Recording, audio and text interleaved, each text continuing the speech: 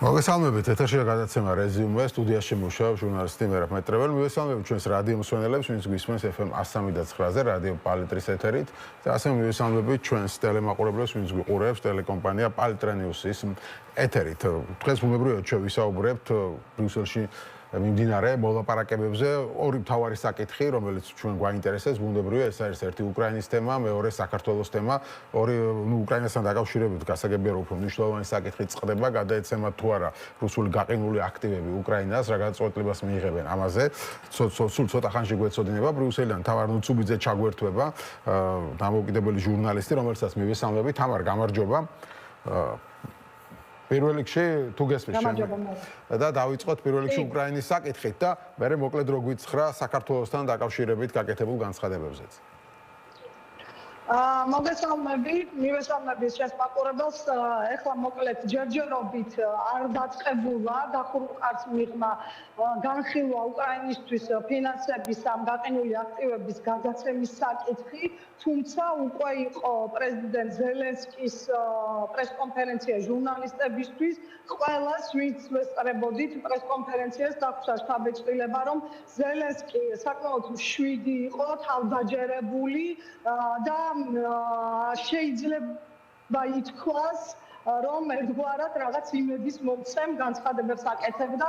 ალბათ ის ეყრდნობოდა იმ ფაქტს, რომ მას ჰქონდა პირისპირ შეხვედრა ბელგიის პრემიერ-მინისტრთან ბარდერ ვებერთან და მაყურებელმა კარგად იცის, რომ ბელგია არის ქვეყანა, სადაც ამ აქტივების ძირითადი ნაწილია განთავსებული და რამდენიმე თვეა უკვე ბელგიასთან მიდის მოლაპარაკებები ევროკომისიის მხრიდან, რომ დათანხმდეს ბელგია გადაეცეს გაყინული აქტივები უკრაინას იმისთვის, რომ დახმარება იყოს გამოყოფილი 2026-2027 წლებზე, 2 წლიან პერიოდზეა აქ ლაპარაკი. იყო დრო გამოშვებით პოზიტიური სიგნალები ბელგიიდან, შემდეგ უკვე მოდიოდა მუქარა რუსეთის მხრიდან, სერგეი ლავროვი აკეთებდა განცხადებებს, ვლადიმერ პუტინი, რასაც ყვებოდა ბელგიის უკანდახევა და ამ ორ მხრივ შეხვედრაზე, როგორც ვლადიმერ ზელენსკი ბრიფინგზე თქვა, რომ მოწადინებულია და პოზიტიურად არის განწყობილიც ბელგიური მხარე და ამბობს, რომ ამ უახლოეს დღეებში უნდა იქნეს გადაწყვეტილი დაფინანსების საკითხი, სანამ შეხვედრა დაიწყებოდა ლიდერების უმეტესობა მათ ევროკომისიის და საბჭოს პრეზიდენტებმაც თქვეს, რომ არ უნდა დაიშალონ ლიდერები მანამ ამ შენობიდან, ლიდერი არ იქნება გადაწყვეტილება მიღებული. გიტანას ნაუსედამ მაგალითად თქვა, რომ არსად ეჩქარებათ და ახლა გადაწყვეტილება არის მისაღები, რაც ძალიან მნიშვნელოვანია, თუმცა ესე წინასწარ ამაზე საუბარი იქნება ძალიან ნაჩქარები. ყოველ შემთხვევაში უნგრეთის გარდა უმეტესობა მოწადინებულია ეს საკითხი როგორმე გადაწყდეს, არის სხვადასხვა პოზიციები, ბევრ ქვეყანას სხვადასხვა საკითხები ადარდებს, როგორ მოხდება ამ გაყინული აქტივების გაცემა, რა გარანტიები იქნება იმ შემთხვევაში, როდესაც ომი დასრულდება და ნორმალური ცხოვრება დაუბრუნდება კონტინენტი და თუ კი რუსეთმა მოითხოვა უკან დაბრუნება, ასე შემდეგ, ასე რომ უნდა დაველოდოთ მაინც დასრულებას. მე ვნახე წინასწარი დრაფტი ეგრეთ წოდებული, რომელიც გამზადებული აქვს მათ ვინც მუშაობს დოკუმენტზე, სადაც ესეთი ფორმულირება არის, რომ საბჭო მიმართავს საჭირო სტრუქტურებს, რომ მათ ყველაფერი გააკეთონ იმისთვის, რომ გამოიყოს ამ 2 წლის განმავლობაში ეს გაყინული აქტივები უკრაინის როგორც ეკონომიკურად დასახმარებლად, ასევე სამხედრო დახმარებას მიემართოს და ასევე საინტერესო მომენტია, რომ ევროპარლამენტის პრეზიდენტმა რობერტა მეცოლამ ასევე ჟურნალისტებთან თქვა, რომ თუ კი იქნება მიღებული გადაწყვეტილება ლიდერების მხრიდან, ამ შემთხვევაში პარლამენტს შეუძლია უკვე როდესაც შობის დღესასწაულებიდან დაბრუნდება იანვრის პლენარულ სხდომაზე კენჭი უყაროს ამ საკითხს, ასე რომ ახლა ასეთი ვითარება არის. იცის თქვენმა მაყურებელმაც ორბანის პოზიცია, ნახოთ როგორ მოხერხდება ამ საკითხის გადაწყვეტა, შეძლებ მოხერხდება თუ არა დღეს რაღაცა შეთანხმების მიღწევა ანტონიო კოშტამ თქვა, რომ მაგალითად ხალხად შეიძლება გაგრძელდეს თუ კი საჭირო იქნება. კი ბატონო, თამარ მოკლედ მითხარი სამწუხაროდ ბევრი დრო აღარ დაგვრჩა, მაინტერესებს საქართველოსთან დაკავშირებით შალვა პაპუაშვილი თავს დაესხა დანიას ფაქტობრივად და თქვა, რომ ეხლა დანიამ რაღაც თავისი პოზიცია გაასაღა ევროსაბჭოს, ევროპული საბჭოს პოზიცია და ამაზე რო გითხრა ორი სიტყვა და დავასრულოთ. ძალიან მოკლედ გეტყვით, ანუ 26 ქვეყანა წერია იქ და დანიამ როგორ გაასაღა თავის პოზიცია ცოტა უცნაურია. ბოლო დროს ასევე ორბანს მუდმივად აქვს ეს ჩვევა, რომ იქ სადაც უკრაინის წინსვლაზეა საუბარი ბლოკავს ყველა გადაწყვეტილება, საქართველოს ამ ხრივ ახლა არაფერს შუაში არ იყო. ეს დოკუმენტი ეხება გაფართოების კალათის ყველა ქვეყანას და არაფერს შუაში არ იყო კონკრეტულად საქართველოს. სავარაუდოდ დააბლოკა ეს გადაწყვეტილება ორბანმა, პირდაპირ მტკიცებულება არ არის, მაგრამ ყველამ ვიცით, რომ სწორედ უნგრეთი ბლოკავს და იმის გამო, რომ დაიბლოკა მთლიანად დოკუმენტი, ეს დოკუმენტი უნდა ჩადებულიყო საფუძვლად დღევანდელი შეხვედრის საბოლოო დოკუმენტში. და იმის გამო, რომ 27-ვე ქვეყანამ ვერ მიიღო ერთიანი გადაწყვეტილება არ იქნა, ახლა გაფართოებასთან დაკავშირებით ბოლო სამიტის დოკუმენტში იქნება ზოგადი ფრაზები ჩაწერილი და არც ერთ ქვეყანაზე არ იქნება საუბარი საერთოდ. გასაგებია, მადლობა დიდი. თამარ ნუცუბიძე გვერდთვებოდა ბრიუსელიდან, სტუდიაში კი ჩვენთან არის თაზო დახმარაშვილი, ევროზღერის საქართველოს ერთ-ერთი ლიდერი. მოგესალმებით თაზო, მადლობა გადაცემაში მონაწილეობისთვის. ვინც რუსეთთან ესკალაციისკენ გვიბიძგებს, გვწირავს ახალი ომისთვისო, ამის შესახებ საქართველოს პარლამენტის თავმჯდომარე შალვა პაპუაშვილი წერს. როგორც პაპუაშვილი აღნიშნავს, ის ვინც საქართველოსგან რუსეთის სანქციების დაწესებას ითხოვს, გვიბიძგებს ესკალაციისკენო, ის ამბობს და როგორც თქვი, ის გამოეხმაურა დანიის განცხადებას და უпростоრად ეს იყო ევროპული საბჭოს 26 ქვეყნის განცხადება, მაგრამ როგორც პაპუაშვილი ამბობს, დანიამ გაასაღავა, ასე ვთქვათ, დანიის განცხადება იყო ცალკე, მაგრამ თავარი არის ეს რამდენიმე დღეა პაპუაშვილი ამ თემას ატრიალებს, რომ ითხოვდნენ ჩვენგან სანქციების დაწესებას, მაშინაც ასე იყო, ხელებს გვიბრახუნებდნენ და დღესაც ასეა და სწორედ ეს არის მიზეზი, რის გამოც ჩვენ გვაქვს ცუდი ურთიერთობა დღეს ევროკავშირთან. ზოგადად საქართველოს ევროკავშირის ურთიერთობაზე დღეს ამ ეტაპზე ეს თქმა შეგიძლია. მოგესალმებით, მე მივესალმებ ჩვენს მაყურებელს, მადლობა შესაძლებლობისთვის.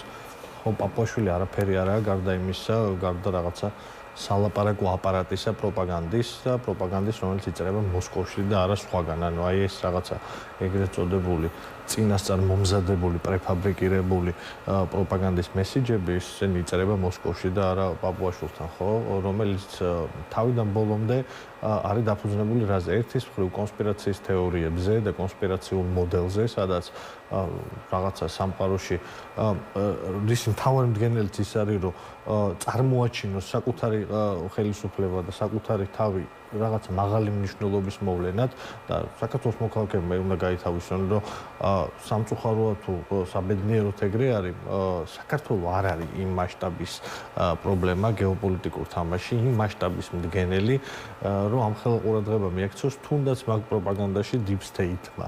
რუსეთი რომ ამას იყენებს რაღაცა ლოგიკის საფუძველზე და არავის არ ჯერა ხო რაღაცა დიდ დონეზე, რომ არსებობს რაღაცა მსოფლიო მართლობის სისტემა, რომელიც დაუსპირისპირდა პაპუაშვილს და ებას კობახიძეს. ანუ ხო სიგიჟე არის, ეგეთ რამე არის, უბრალოდ არსებობს.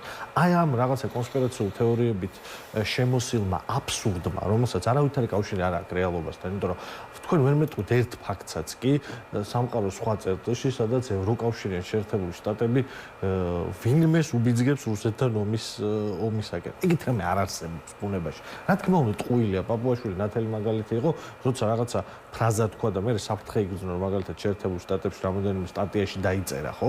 ეს და მიხვდა, რომ შეიძლება ყურადღების ცენტრში მოხდეს თეთრი სახლის, უკან დაიხია და ეგ მუშტებს მიბრახუნებდა, ომში ჩათრევას კი არ მეუბნებოდა, კეთილგან ბნელ მხარეს შორის არჩევდა, მხოლოდ იდიოტი არჩევს კეთილსა და ნათელსა და ბნელს შორის ბნელს, ხო? ბოროტი უნდა იყო, ან უბრალოდ იდიოტი და ვერ არჩევდა რაღაცებს, ნათელსა და ბნელს მხარეს შორის ბნელი რო აერჩიო. ევროკავშირი საქართველოს ურთიერთობის მთავარი ქვაკუთხედი მე რა არ არის რაღაცა სურვილები და ემოციები. ჩვენი ქვაკუთხედის ურთიერთობების დაფუძნებულია ძალიან პრაგმატულ ამბავზე. ეს პრაგმატული ამბავი არის საქართველოში უსაფრთხოების გარანტიების არსებობა იმისთვის, რომ ჩვენი მტერი, ყველაზე ერთადერთი რეალური მტერი, რუსეთი არ დაგვესხას თავს, ჩვენი საზოგადოება, ჩვენი ქვეყანა იყოს უსაფრთხოდ და ამის გარანტია არის შეერთებული შტატები და ევროკავშირი, მსოფლიოში გამოცდილი ყველაზე კარგი გარანტია არის, რაც ბუნებაში არსებობს. ნუ ყოველ შემთხვევაში ივანიშვილის რაღაცა პერსონაზე დაფუძნებულ უსაფრთხოების გარანტიას ცალსახად ჯობია, იმიტომ რომ ივანიშვილი რაც აგერ თვითონაც ამბობს 24 საათი მაღაზია აქცენტებს, საკუთარ თავს და ფინანსების უსაფრთხოების გარანტიას ვერ ადგენს, საკუთარი უსაფრთხოების გარანტიების შიში აქვს და სახლიდან არ გამოდის და ვისი ჩვენი უსაფრთხოება უნდა დაიცავს, აბსურდი არის. ამიტომ ეს რაზე დგას? ერთი უსაფრთხოების გარანტიებზე ჩვენი ქვეყნისთვის და ამიტომ ავირჩიეთ ეს გზა ევროატლანტიკური ინტეგრაციის და მეორე ეს არის ამ ქვეყნის კეთილდღეობა, ამ ქვეყნის მოქალაქეების უმრავლესობას მათ შორის ძალიან ბევრი ქართული ოცნების მხარდაჭერს, დიდ უმრავლესობას ქართული ოცნების მხარდაჭერებს უნდა ევროკავშირში ინტეგრაცია, იმიტომ რომ უნდა კონდეს ისეთი პენსია, როგორც ევროკავშირშია, უნდა კონდეს ისეთი ხელფასი, როგორც ევროკავშირშია, უნდა კონდეს ისეთი სოციალური უზრუნველყოფა, ჯანდაცვა, აი ესენი უნდა. ანუ ის რაც შეუერაღებელი თვალით შეიძლება დაინახო, რომ უკეთესია ევროპის ყველაზე დაბალი განვითარების მქონე ქვეყანაში, კი ევროკავშირის უკეთესია, ვიდრე ეს არის საქართველოში. ცალსახად უკეთესია, ვიდრე ეს არის რუსეთში. ცალსახად ვერ იქნება, ხო? აი ქართველებს ვერ დააჯერებ რაღაცა სასწაული თუ არ მოხდა, რომ საქართველოს ბედი აშხაბადში გადაწყდა.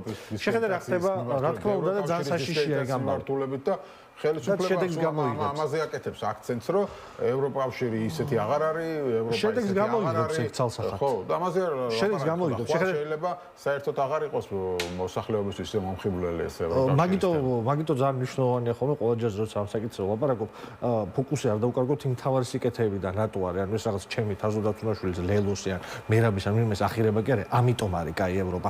გავახსენოთ, იმიტომ რომ მართალს ამბობ, მას შემდეგ რაც რუსული კანონი მიიღეს, ანუ შეზღუდეს ყველანაირი რესურსი და საშუალება იმისთვის, რომ ამ ქვეყანაში, რომელსაც სჭირდება ეს, ამ ქვეყანაში ელაპარაკოს ჩვენ მოქალაქეებს, რატომ არის კარგი დასავლეთი, ამის ყველა საშუალება შეზღუდეს პირდაპირ თქვა, ხო, საქართველოს ვეღარ ოპერირებს ერთ-ერთი საერთაშორისო ორგანიზაცია ან NGO, რომელიც ამის პრომოციას აკეთებდა და პირიქით ხელისუფლება საქართველოსთვის მოღალატეობრივ საქმიანობით არის დაკავებული და აშავებს თქვა საქართველოს ერთადერთ სწორ მომავალს. შესაბამისად, ხო, ეს შედეგს გამოიღებს, ამიტომ ამას უნდა ვებრძოლოთ ყოველთვის იმ ადამიანებმა, ვისაც გვესმის სად არის მთავარი და მთავარი არის იქ, რომ მშვიდობა რუსეთთან ერთად შეუძლებელია. ხო, არსებობს რაღაცა ფაქტები, რომელსაც ვერ გაიქცევი. საქართველოში მშვიდობის მთავარი მტერი მისი დამოუკიდებლობის მანძილზე არის რუსეთი. საქართველოში მშვიდობის დამზღვევი ერთადერთი საშუალება არის უსაფრთხოების გარანტიები, რომელიც მოდის დასავლეთიდან. ამის ნათელი მაგალითი, ამის უკმაგალითად მათ მოყავთ უკრაინა, ოღონდ მოდი რა უკრაინაზე ცოტა მოგვიანებით ვილაპარაკოთ, შევხედოთ ჩვენს უახლოეს სამეზობლოს და დღევანდელ კონტექსტს. იმაზე რომ უკრაინაზე ვილაპარაკოთ, რა განსხვავებებია საქართველოს და უკრაინის შემთხვევებში, ამაზე ცოტა მეტი დრო გჭირდება და რაღაცა 2014 წლიდან მოდის და კონტექსტი საკმაოდ ფართო არის და მოდი კონკრეტულ ამ კონტექსტზე ვილაპარაკოთ, როდესაც ტრამპის შეერთებული შტატების პირობებში ისეთი ცვლილებების და კატაკლიზმების პირობებში, როგორც არის მსოფლიო გეოპოლიტიკაში და იმ წესრიგში, რომელიც განსაზღვრა უკანასკნელი 100 წლის მანძილზე დასავლეთის პოლიტიკა და დასავლეთის ისტორია ზოგადად, აი ამ კონტექსტიდან გათვალისწინებთ, რომელიც დღეს არის, ჩვენი ორი მეზობელი ქვეყანა, ჩვენი ყველაზე ახლო პარტნიორები, აზერბაიჯანი და სომხეთი, აზერბაიჯანმა და სომხეთმა მოახერხეს, რომ იმ ვითარებაშიც კი, რომ როდესაც ისინი ხო 100-ჯერ უფრო ახლოს იყვნენ დღევანდელ რუსეთის ფედერაციასთან, ხო? ისინი რაღაც უსაფრთხოების და სამხედრო ალიანსში არიან რუსეთის ფედერაციასთან. ამ ორმა ქვეყანამ, ჩვენმა მეზობლებმა მოახერხეს, რომ გამოეყენებინათ სწორად აი ეს მოცემულობა, რომელ მოცემულობას უკრაინაში დაწყებული ომის პირველივე დღიდან ვამბობთ, რომ არის ერთგვარი შესაძლებლობის ფანჯარა საქართველოში. სომხებმა და აზერბაიჯანელებმა ეს მოახერხეს, გამოიყენეს ეს ფანჯარა და კავკასიაში თავის ქვეყნებს შორის მშვიდობას მიაღწიეს, იმ მშვიდობას, რომელიც თავი ინსპირატორი იმ მშვიდობას, რომელიც საწინააღმდეგოზე იქ ომის და კონფლიქტის მთავარი ინსპირატორი რუსები იყვნენ, ხო? სომხეთ აზერბაიჯანის კონფლიქტის სტატუს quo იყო თავიდან ბოლომდე რუსული სპეცსამსახურების ამბავი. განათავისუფლდნენ ამ არწუხებიდან, შემოიყვანეს შეერთებული შტატები როგორც გარანტორი, აბა ვინმე უბედავს რამეს მე რა ბაი ამას შევხედოთ. რო არ ვილაპარაკოთ ძალიან კომპლექსურ და აბსოლუტურად განსხვავებულ ვითარებაზე, რომელიც უკრაინაში. ავიღოთ ჩვენი რეგიონი. ვინმე შეეხო აზერბაიჯანს და სომხეთს, გაბედა რუსეთი. რუსეთმა რამის შეხება, როდესაც აზერბაიჯანმა და სომხეთმა გააკეთეს ის, რაც უნდა გააკეთოს საქართველოს. და მის მოხრეს პასუხიათ, რომ აზერბაიჯანს ეგერ თურქეთი იცავს, სომხეთს და მოლდოვას საზღვარი არ აქვს პირდაპირი, ასე ვთქვათ, რუსეთთან და ჩვენ საზღვარი გვაქვს და მოლდოვაში ვერ შეიჭრება. ეს ხო არასერიოზულია. რაში ჭირდება საზღვარი რუსეთს იმისთვის, რომ სომხეთში შეიჭრას? რაში ჭირდება საზღვარი, რომ დაბომბოს მაგალითად მთელი სომხეთი? იგივე სცენარიდან რომ გამოვიდეთ. იმიტომ რომ ამას არ აკეთებს ერთი მიზეზის გამო. იმიტომ რომ იქ არის ტრამპის შეერთებული შტატები. ტრამპის შეერთებული შტატები, რომელიც არ უშვებს იგივე შეცდომებს, როგორც მაგალითად დაუშვა 2014 წელს და იმ პერიოდში ობამას ადმინისტრაციამ. როდესაც სისუსტე დაინახა პუტინის რუსეთმა დასავლურ სიმტკიცეში აზრის, მაშინ გამოიყენა ეს და მაშინ მოხდა ყირიმის ანექსია და შემდგომ აი ამაზე. ეს დიდი თემა არის. მაგრამ როდესაც პუტინმა იცის, რომ აქ ტრამპის ადმინისტრაცია არის დაინტერესებული, რომ დღევანდელი ამერიკა, რომელიც შეიძლება ვიღაცას იზოლაციონისტური ეგონოს, ოღონდ ძალიან გაუნათლებელი უნდა იყოს, რომ დღევანდელი ამერიკა იზოლაციონისტური უნდა გეგონოს. ის რომ ის რაც დაწერა დღეს უსაფრთხოების დოქტრინაში ვიღაცას იზოლაციონიზმი გონია და რაღაცა პრევილსონიანური პოლიტიკაზე დაბრუნება გონია, ეგ ხო იდიოტიზმია ერთის მხრივ და მეორე მხრივ პროპაგანდა ყვებავს ამას. შეერთებული შტატებმა უბრალოდ პარადიგმა შეცვალა. ოღონდ ყოველთვის ექნება მთელ მსოფლიოში თავის ინტერესს. კი, ოღონდ შესაბამისად ეს თემა ჩვენთვის შეიძლება დაიხურა. კი, ოღონდ არ უთქვამს შეერთებულ შტატებს, რომ ის აღარ იქნება თავისი მოკავშირეების უსაფრთხოების გარანტია. პირიქით, ამერიკა მაგ თქვა, რომ მე აღარ შევიზღუდებ მარტივად რო თქვა. შეერთებულ შტატებს დღევანდელი დოქტრინა არის ის, რომ ის არ შეიზღუდება მაგალითად ადამიანის უფლებების, დემოკრატიული პრინციპების ჩარჩოთი, ამ ჩარჩოთი აღარ შეიზღუდება და თავის ინტერესებს ამ ჩარჩოს მიღმა გაატარებს და ამის მაგალითია კავკასიაში მისი დღევანდელი ყოფნა. კავკასიაში ტრამპის ადმინისტრაციის ინტერესი ცდება დემოკრატიის და ადამიანის უფლებების ჩარჩოს, აზერბაიჯანი, სომხეთი ამის მაგალითი არის. ჩდება ამას პირიქით. მათ უნდათ უსაფრთხო დერეფანი და ამ უსაფრთხო დერეფანს კავკასიაში მიიღებენ და საქართველოს შეუძლია იყოს ამის ნაწილი. იყოს ისე ზუსტად როგორც სომხეთი და აზერბაიჯანი. აზერბაიჯანს აქვს საზღვარი რუსეთის ფედერაციასთან. რუსეთის ფედერაციას იმის თავი რო კონდეს, რასაც ასახებს პაპუაშვილის ნაირი არარაობა დღეს პროპაგანდის სახელით და რუსების სახელით, ამის თავი რო კონდეს, გადადგამდა ამ ნაბიჯს, იმიტომ რომ მისთვის ძალიან დიდი გეოპოლიტიკური დანაკარგი არის კავკასიის ორივე ქვეყანა, კავკასიის 3-დან 2 ქვეყანა. საქართველოს მოკავშირე არის შეერთებული შტატები. საქართველოს სტრატეგიული პარტნიორი იყო შეერთებული შტატები. თურქეთის მოკავშირეობა აზერბაიჯანთან შეიძლება იქნას აღქმული იგივე კონტექსტში, მაგალითად საქართველოს შეერთებული შტატები და საქართველოს ევროპის მოკავშირეობა. ამიტომ შეგულება არ გვაქვს. არა გვაქვს, მაგრამ საქართველოს ზუსტად იგივე პრინციპით, ანუ შეხედა ამაზე შეგულება ბევრი ვიდაოთ. ფაქტებს ვერ გავექცევით და ვერ ვიპოვით აი ამ რაღაცა ვერ შევყვები ვერც ერთ აი ამ მიზეს. ტრამპმა გადაწყვიტა, არ ეშინია პუტინს მარტო ერდოღანის მერაბ, არ ეშინია, არ არის თურქეთი საპირწონე გარანტია თუ პუტინს თავის ინტერესს გატარება უნდა ამას გატარებს. ამის თავი არა აქვს. იმიტომ რომ კი არა რომ ერდოღანი აქვს, იმიტომ რომ ტრამპი აქვს, იმიტომ რომ ამერიკის ინტერესებია და იმიტომ რომ იცის რომ ამის გამო პასუხს მიიღებს. და ზუსტად იგივე ამბავი შეიძლება და საქართველოზე ანექსია, კაპიტულაცია და მტრისთვის ქვეყნის ჩაბარება, ეგ მშვიდობა არ არის. მშვიდობა არის ის რაც ხდება სომხეთში და აზერბაიჯანში. მშვიდობა არის ის ახალი როლი, რომელიც კავკასიის ჩვენმა ორმა მეზობელმა ქვეყანამ შეიძინა და რომელიც როლიც იყო განკუთვნილი პირველ რიგში საქართველოსთვის, მოდი პირდაპირ ვთქვათ, საქართველოსთვის იყო ეს როლი განკუთვნილი. შუა დერეფნის და კავკასიაში აი ამ მოკავშირის დასავლური სამყაროში საქართველოს როლი იყო. საქართველოს ამას შორდება დღეს და თავისთვის ყველაზე მძიმე სცენარში შეიძლება მოხდეს. ამიტომ ამაზეა ლაპარაკი. არ არის ლაპარაკი, აი დღეს არც ერთ სიტყვას არ ვიტყვი, არც ადამიანის უფლებებზე, არც დემოკრატიაზე, არც ინსტიტუციებზე. ვილაპარაკოთ იგივე ჭრილში, რა ჭრილშიც ქართული ოცნება ყიდის აი ამ თავის უბინძურეს პროპაგანდას, მოღალატეობრივ კაპიტულანტურს და სამშობლოს მოღალატეობას როგორც ყიდის. აი ამ კონტექსტში ვილაპარაკოთ. არაფერი დიდი გეოპოლიტიკური თამაში, რომელიც საქართველოს გაქრობით ემუქრება, არ არსებობს. მარტო პაპუაშვილის თავშია და ივანიშვილის კოშმარულ სიზმრებში ეგ სცენარები. მაშინ როდესაც შენ ხარ შეერთებული შტატების, დღევანდელი შეერთებული შტატების, ტრამპის შეერთებული შტატების მოკავშირე, შენთან რუსეთი ვერ იბლატავებს, მარტივი ამბავი არის, ვერ იბლატავებს. აი ამის შესაძლებლობას ეხლა ვუშვებთ ხელიდან. თუმცა ტრამპთან ვერ დაალაგდება, ვერ დაალაგდება ტრამპთან, იმიტომ მე რა შეხედე რაოდენ არ უნდა იცადონ დღეს დადგნენ, თარგმნონ ხანდახან ცუდად, იმიტომ რომ უნიჭო ხალხია, ტრამპის იდეოლოგიური ხაზები და შეეცადონ რომ ამაზე მე დაждდნენ და მე იძახონ რომ ხალხო დაგვინახეთ თქვენაერად ლაპარაკობთ. რაოდენ ეს არ უნდა ცადონ ტრამპის ადმინისტრაციისთვის მოკავშირე რუსეთულმე ხალხი, ანუ მოსკოვის სატელიტი ვერასდროს ვერ იქნება.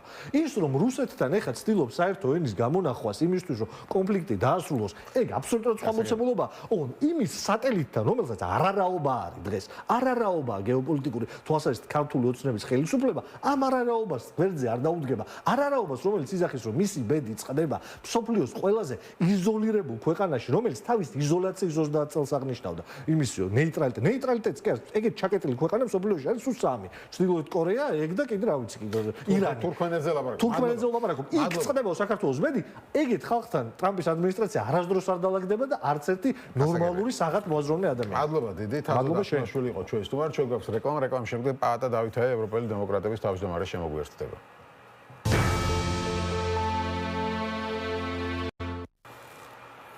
მაშასე ჩვენ დავბრუნდით კვლავ ეთერში ვაგრძელებთ საუბარს საქართველოს და ევროკავშირის ურთიერთობაზე, რომელიც უკიდურესად დაძაბულია ამ მომენტის და შეიძლება ეთქოს ფაქტობრივად არც არსებობს. ჩვენ მხარს უჭერთ ქართულ ხალხს, მაგრამ არა საქართველოს მთავრობას. ამის შესახებ ევროკავშირის უმაღლესმა წარმომადგენელმა საგარეო საქმეთა და უსაფრთხოების პოლიტიკის საკითხებში კაია კალასმა ბრიუსელში ევროპული საბჭოს სამიტის დაწყებამდე ევროსკოპის შეკითხვაზე პასუხად განაცხადა. საქართველოს მთავრობას ქვეყანა არასწორი მიმართულებით მიჰყავს. ეს გზა ევროკავშირის მიმართულებით არ მიდის. ამიტომ ქართველი ხალხისთვის ჩვენი ძლიერი გზამი არის ის, რომ ჩვენ მათ გვერდით ვდგავართ, მაგრამ ვიდრე მთავრობა არასწორ ნაბიჯებს დგამს, ჩვენ კანდიდატი ქვეყნის სტატუსის პროცესში წინსვლას არ ვაპირებთო, თქვა მან.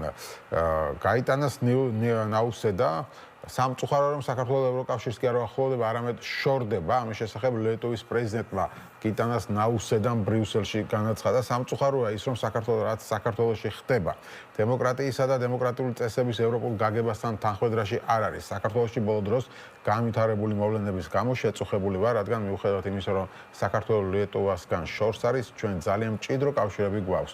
ისტორიული და ტრადიციული კავშირები გვაქვს, ვიდრე არ გააცნობიერებენ, რომ დემოკრატიის, ადამიანის უფლებებისა და კანონის უზენაესობის წესები დაცული უნდა იყოს. ვფიქრობ, იქამდე სიტუაცია რთული იქნება. მოკლედ არის ასეთი ვითარება, საქართველოს კი საპასუხოდ პაპუაშვილის პირით ადანაშაულებს ევროპას, რომ მათ სურთ ესკალაცია, ჩვენი ომში ჩართვა, ჩვენ განვითხოვებთ რუსეთისთვის სანქციების დაწესებას, რაც ნიშნავს ესკალაციას და სწორედ ამიტომ არის ურთიერთობა გაფუჭებულიო. პაატა დავითაია არის ჩვენი სტუმარი, ევროპელი დემოკრატების თავმჯდომარე. მოგესალმებით ბატონ პაატა. მოგესალმებით და დიდი მადლობა მოწვევისთვის. რომელი მხარეა მართალია ამ შემთხვევაში? პაპუაშვილი თუ კაია კალას? რა თქმა უნდა, ხა რომელი მხარეა მართალია ასე არ არის, აქ პრობლემა იმაშია, ბატონო, რომ ჩვენ ქვეყანა რომელმაც ფაქტურად შეაღო ევროკავშირის კარები, ფაქტურად ავიცი კანონმდებლობა მოიყვანა სრულყოფილებაში, ფაქტურად ის ოცნება რაც იყო მეფეების პოლიტიკოსების მერე ხო რომელსაც მიისწრაფდნენ ეს 30 წლიანი სვლა ყველაფერი დღეს ამ კარს ჩვენ თვითონ ხურავთ და იქიდან ეჯაჯგურებიან ამ კარს რომ ჩვენ არ მივახუროთ ბოლომდე ეს არის რეალობა ხო ის განცხადება რასაც ჩვენ ნახეთ ევროკავშირიდან რომ ქართულ ხალხს უჭერთ მხარს რომ ჩვენ ფაქტობრივად ისინი იტოვებენ იმ იმედს რომ საქართველოს აუცილებლად იქნება ევროკავშირის წევრი ხო და ოღონდ არა ამ მთავრობის ხელში ხა ნაცვლად ჩანს უკვე და ფაქტობრივად ესენი მათ არავინ არ ელაპარაკება და თქვენ ნახეთ ნებისმიერი ვიზიტები რაც არის წელიწადში 3-ჯერ ჩადიან აშხაბადში, უნგრეთში და ესეთ ქვეყნებში, სადაც რომელიც სიტყვაზე ცოტა ბევრი კითხვის ნიშნებს ბადებს. ხო, აქედან გამომდინარე, მეტი მისასვლელი არსად არა აქვს. რა, ეგ სერიოზული პრობლემა არის. ეს არის პრობლემა, რომ ჩვენ ვარ ჩაკეტილები რეალურად, ხო, როგორც საერთაშორისო არენაზე, ახლა ელემენტარულად ნახეთ, რომ ძალიან კარგი იყო, როდესაც იგივე ჰააგაში მიუერთდნენ თანხების დაცვის სისტემას, სადაც საუბრა უკრაინაში მიყენებულ ზარალზე ის კომისია, რომელიც იქნება, მივესალმები, რომ ამას ხელი მოაწერეს და რაოდენ ბედნიერი გამოხმაურებები არის ამაზე ევროკავშირის წევრი ქვეყნებისგან, ხო?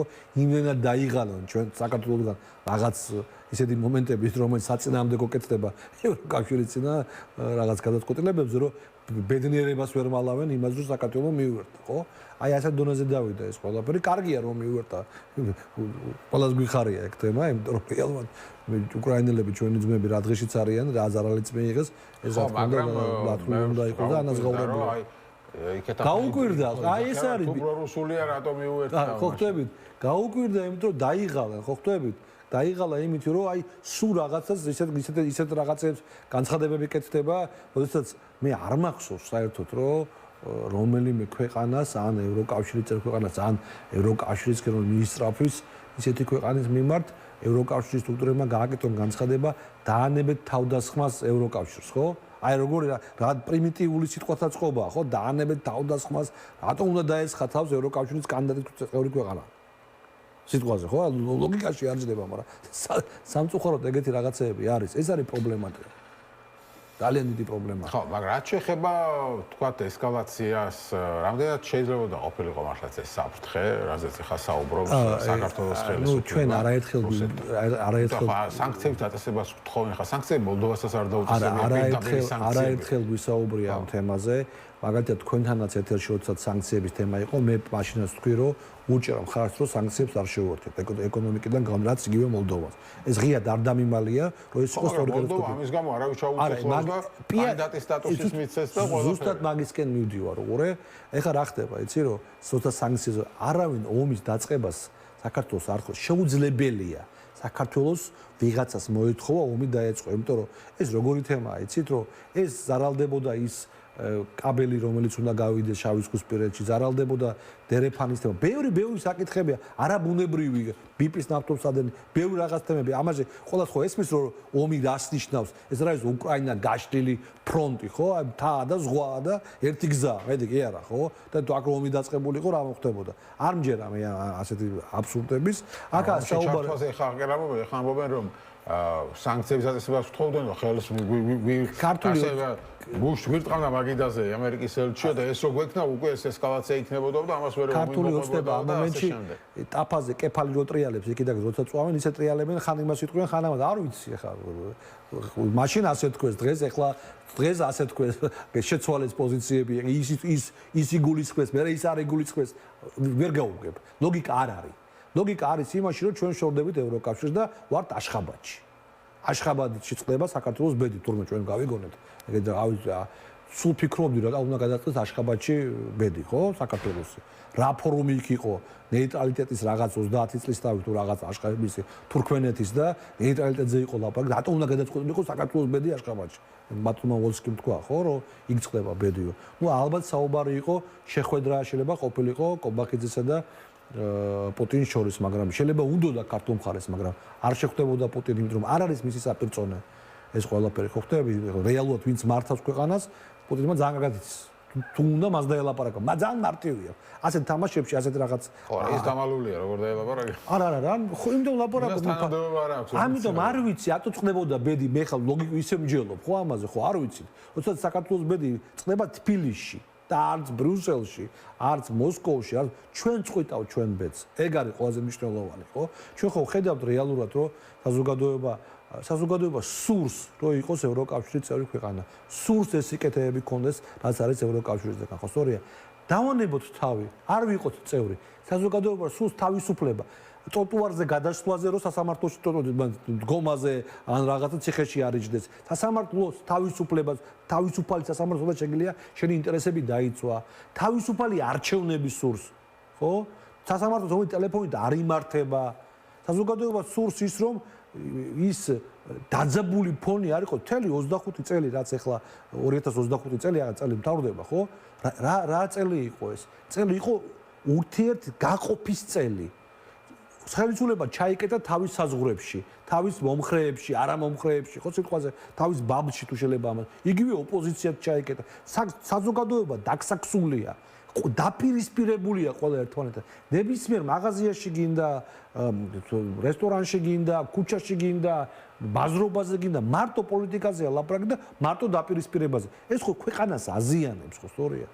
შეხები წერტილები საზოგადოებას როცა არ აქვს ერთად ყოფნის აი შენ იმისიანი ხარ ან შენ ეს ხო ქვეყანა კატასტროფისკენ მიდის ხო სწორია ჩვენ ხო ყველა ქართველები ვართ ყველა ხო ერთმა ყველას ნათესავები ყავს მეზობლები ყავს როგორ შეიძლება მეზობას არ ელაპარაკო იმიტომ რომ ოცნები წევრი ან მეორე მეზობას არ ელაპარაკო ისო ნაციონალური მოძრაობა შეუძლებელია ხო ესა ხო ერთ უბანში რო ცხოვრობ ხო ამიტომ პრინციპული მნიშვნელობა აქვს რომ ვალდებულება ასეთი დაძაბულობა და დაგსაქსვა რო იყოს სახელმწიფოს საკისრია მართლ ჯგუფს რომელიც არის მან უნდა უზრუნველყოს რომ რაღაც შეხების წერტილი აი ერთი პლატფორმა მითხარით სადაც ხელისუფლება ვინმეს ელაპარაკება. აი ერთი პლატფორმა. ან შიგნით ან გარეთ. ხო, აი ერთი პლატფორმა, შიგნით ომი არასამთავრობო ორგანიზაციებთან, ომი ტელევიზიასთან, ომი პოლიტიკურ პარტიებთან, ომი პოლიტიკურ ლიდერებთან, რა ვიცი, ვინ დარჩა, ომი უნივერსიტეტებთან, და ხან ხურავენ, ხან რეფორმა, ხან ასაკეთებენ თვითომარიციან, ხო, ეგეთ ვარიანტში. საზღვარგარეთ ევროკავშირს ეომებიან, ამერიკას ეომებიან, ტრამპი ხან deep state-ია, ხან deep state-ი არ არის, ხან ორგანიზატორია, ხან ჩათრეული არის, ხან ებძვის, ხან ვერ ებძვის. მინ დარჩა მე რა ქვია ჩინეთთან არაფერი ანაკლებში დოლარი არ ჩაუდვიათ ჩინელებს ხო ფაქტია ხო რეალობა ხო ეს თორე იმიტომ რომ ვერ ჩადებს არ ვერ ჩადებს ფულს იმიტომ რომ წყალქვეშა ნავით გას რა ქვია 15 კილომეტრში რუსული ვინ ჩადებს იქ ფულს გამორიცხული ამბავია ხო სწორია ომის საზოგადოებასთან რა ვიცი აზერბაიჯანს დაუწყეთ უკვე ფაქტურად ხო რაღაც ტარიფებს და რაღაცებს ჭიდაობა ყველაზე დიდ მოკავშირე ქვეყანას ხო სწორია და სადავართ საერთოდ აი ყველას ვიმრად ხანდახან მგონია რომ ჩვენ გვაქვს ატომური ბომბი აგო მართლა ვიძახი რა და აი როგორც პუტინი აშინებს რა ქვია იმას რომ აი არა დავაჭერ კნოპკას არა და აი ასე ეთქობა სადღაც ვიღაცას ბომბი აქვს და ასე აშინებს ყველა არ ვიცი აბა რა უნდა ვიფიქრო ხო არა გასაგებია ხო ყველასთან რატო გავიფიქრო თუმცა ამას ეძახიან მულტივექტორულ პოლიტიკას რომელიც მულტივექტორული არ გამოდის რადგან რა პოლიტიკა ერთ ვექტორზე თან საერთოდ არა გვაქვს ურთიერთობა ხო საზოგადოებრივ დასავლეთთან გაფუჭებული გვაქვს ურთიერთობა ყველასთან შესაბამისად რომ შევაჯამოთ ახლა აი ეს სიტუაცია საქართველოს ხელისუფლება დღევანდელი რაზეც ერთადერთი არის მომართული არის ის რომ ევროკავშირის და ევროპის გაშოვება. მთელი პროპაგანდა ამაზე აქვს დაწყობილი. ამერიკაც ახლა დაიწყეს, ხო? მაგრამ იქ TV-იმედზე არ დარეკა ყაველაშვილთან ტრამპმა და დაიწყეს ახლა. ტელეკომპანია იმედზე მაგალითად სპეციალური გადაცემა გადის კვირაში ერთხელ ევროპასთან დაკავშირებით, რომ აი რა ცუდი რაღაცები ხდება ევროპაში. ამაზე არის მთელი გადაცემა. ხო, შემდგომი გადაცემა იქნება, აშხაბაჩი ხდება ჩვენი ბედია. მართლაც იქნება. აი საბოლოო ჯამში ანუ რისი იმედია ქართულოცობაში როგორ გონია, ანუ რის მიღწევას ცდილობს ამიტომ. მე ვფიქრობ, რომ ერთი დღის პოლიტიკა, ამას ვიძახი ერთი დღის პოლიტიკა, რომ დღეს ჩვენ ვართ მორჩა. ხვალ ხო გათენდება, ხვალ ვილაპარაკოთ. აი ესეთი ეს არის ერთი დღის პოლიტიკის ამბავია. მე არ ვხედავ გძელვადიანს არაფერს. არანაირი გძელვადიანი თემები, გათვლები არ არის. აი გავთვალოთ ურთიერთობა პირობითად ვლაპარაკობ ჩინეთთან, გავთვალოთ ურთიერთობა პირობითად რუსეთთან, გავთვალოთ ამერიკასთან, არაფერი არ არის. დღევანდელი დღეა. აი დღეს ხო კარგათა ვარ, დღეს ხო შევინარჩუნეთ ძალაუფლება. ჩვენ ყველაფერი კარგათაა. ხვალ თუ პრობლემა, ხვალ ვილაპარაკოთ. ხვალ თუ ვიღაცამ ჩვენი ალმა შეგვიხვდეს პრობლემა, ჩავსვათ რა პრობლემაა ხო სვამენ თავისიანებს. ხო აი თუ ეს პრობლემა დადგა, ამას ეს მოგვარდება რა. ეგ არის რეალობა. თორე როდესაც ხედავენ რომ რაღაც პრობლემა იწევა, ეგრევე რეაგირებენ როგორც თუცა უნდა. თქვენ თუ აკვირდებით რეაგირებენ, ხო? თუ ხედავენ რომ ვერ ლახავენ ამ თემას. მაშინ რეაგირებენ და თუ ხედავენ რომ ლახავენ, მაშინ პრობლემა არ აქვს რა. ეს არის მათი პოლიტიკა. ოღონდ პოლიტიკა არის მიმართული იმაზე, რომ მე ძალაუფლება შევინარჩუნო დღეს. ხვალ რა იქნება, ზეგ რა იქნება, აი ამ დღევანდელი ქმედებად რა ზიანს მიიღებს ქვეყანა, ეს არავის არ აინტერესებს საერთოდ. ეს ნათლად ჩანს ქართული ეცნობის პოლიტიკაში. გასაგებია. მადლობა დიდი გადაცემის სტუმრობისთვის. პაატა დავითაი იყო ჩვენ სტუმარი, ევროპელი დემოკრატების თავმჯდომარე. ასეთი იყო გადაცემა რეზიუმე, მე ხვალამდე გემშვიდობებით.